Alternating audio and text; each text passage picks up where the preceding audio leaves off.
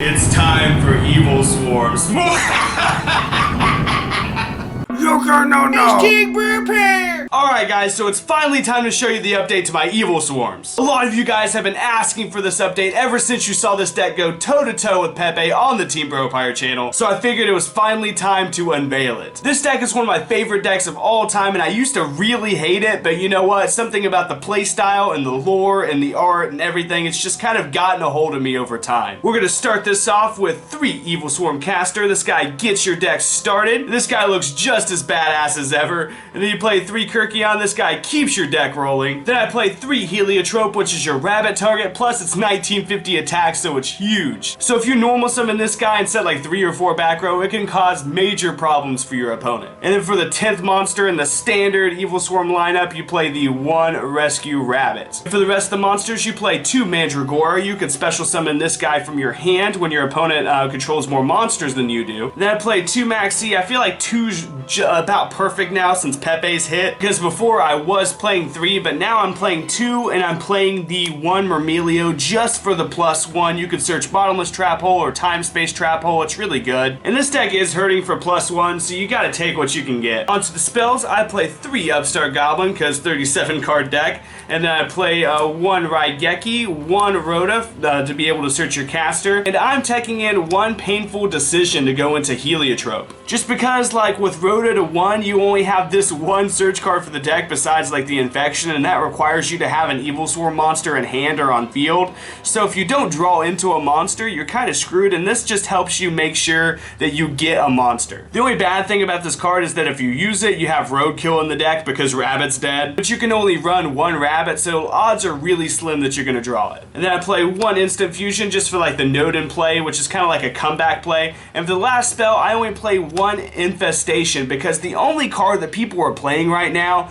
that really hurts your Ophion, like if you go first, is Raigeki. And so, like, that's the only thing that people are playing. People aren't playing like Double Dark Hole anymore. People aren't playing like all these traps and stuff like Bottomless. Like, it's a pretty back row less format, so just the 1 Infestation, like I found, is just perfect. Now, just because it's a back rowless format doesn't mean you can't be that douchebag and play a ton of back row. So along with the Infestation, I'm playing Infection, and I'm actually playing Terminus, because this can get rid of 2 Xyz monsters on your opponent's side of the field. I find it to be a really good searchable 2 for 2. Plus you can combo this with Anti-Spell Fragrance, which I've done like so many times, where you bounce your opponent's scales and then flip the Anti-Spell, which locks them out of playing. So yeah, this I find to be a really, really good tech card for the deck. Alright, on to the rest of the traps. Let's go ahead and start with the Floodgates first. I'm playing 3 Anti-Spell Fragrance, because Pendulums are still alive, Magicians are still around. You have to have something to stop them, because you will be outsped by those decks. And then for the rest of the Floodgates, I'm playing 2 Mistake. Mistake is actually really good against just about everything. It's good against Monarch, it's good against Pendulums. Like, people are going to be playing Pendulum Call again, so you just like chain list a Pendulum Call. It's just broken. And for the last Floodgate, I play 1 Vanity's Emptiness. So that's 6 Floodgates I play, and then I play the Solemn Brigade, which is the 3 Solemn Strike and the 1 Solemn Warning, because why not? I mean, you can play all 4 of these, so like it's like the best. This is like the best trap card in the deck. It's so unreal. And then you play the Trap Hole Brigade, which is the 2 Time Space in the Bottomless Trap Hole. And for the last 2 traps I play 2 Storming Mirror Force. Sometimes I feel like playing 3 because this card is so damn good. Now, when Rippling Mirror Force comes out, I might switch to that because that card is probably even better. It just really depends on your situation, because this doesn't care if your opponent attacks directly and Rippling Mirror Force does. So you can go back and forth. It just depends on your build. On to the extra deck. I play the 2 Ophion. You don't need 3, guys. Not right now. It's kind of unnecessary to have 3. I still do play the Bahamut because this is actually my favorite Evilswarm monster, probably. This guy is off the hook still. He's like a mini Big Eye. He's just so cool. And then I play 1 Evilswarm Nightmare. This guy's actually really good against Pendulums and really good against like a lot of different things, because he doesn't care like how something is special summoned. It doesn't matter. He sets it. It does not have to be inherent, and if your opponent Pendulum summons 3 3. This guy can set all 3 by detaching just 1 material. I play the 1 Key Beetle just to be able to protect your floodgates. You know, if your floodgates are making you win the game,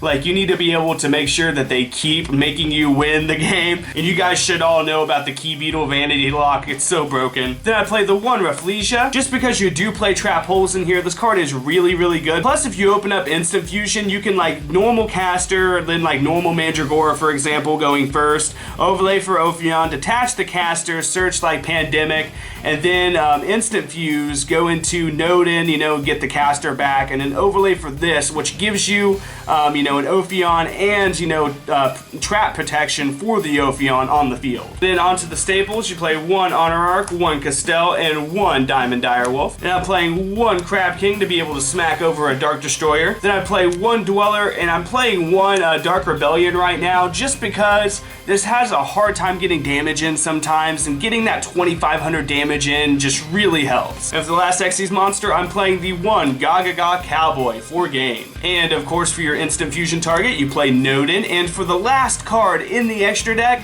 this is gonna sound crazy and I'm gonna make you question what year it is, but I am playing Stardust Dragon. Just because I find that this deck's main weakness is Twin Twisters, and everybody's playing Twin Twisters, so I got sick and tired of it. I started siding Starlight Road, and it really, really fixes that kink in the deck. You guys probably think I'm crazy, but it actually works pretty well in testing. But to the side deck, I'm only siding 3 monsters, which are the Vectors, and you guys are gonna think I'm crazy again, because this guy is like a searchable floodgate off of the Painful Decision. This guy has a lot of synergy in the deck because Painful Decision searches him, plus he's a rabbit target, and he just, like, he hurts pendulums. He's really, really good. For the 3rd monster, I just sided the 3rd Maxi. And I'm siding 3 Mask of Restrict, of course, for the Monarch matchup. What you do is you take out the anti-spell fragrances, you put in the Mask of Restricts. That's what you do against Monarchs. You actually do the same thing with the Light Imprisoning Mirrors. You take out the anti-spell fragrance, you put in the Light Imprisoning Mirrors for, you know, Cosmo or just anything else light, but, you know, it's gonna be Cosmo. And then the 3 Starlight Roads, which actually pairs really well with Ophion because you could still trigger it without special summoning the Stardust Dragon, which Ophion wouldn't allow you to do.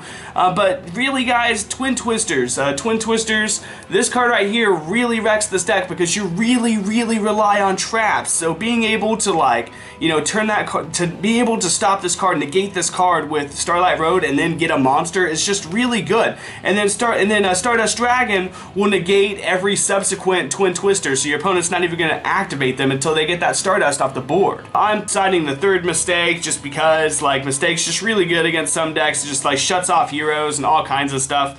And then Macrocosmos for Burning Abyss. And, you know, Dimfisher, of course, for, like, Burning Abyss, Infernoid, just, like, actually, these are pretty decent against Pendulums, too, just like anything. So, yeah, guys, I really hope you like this deck profile. Evilswarms have definitely stood the test of time. They've been good for so long. And Ophion is like a sleeper card. Like, Ophion can be good in a different format. Like, any format where there's just a bunch of big monsters wanting to be summoned onto the board, Ophion can just stop that. And Evilswarms being able to play every big trap and every major floodgate in the game just makes them a force to be reckoned with. But go ahead and let me know what you guys think about this deck down in the comment section. And as always, if you like this video, then dick slap that like button and subscribe.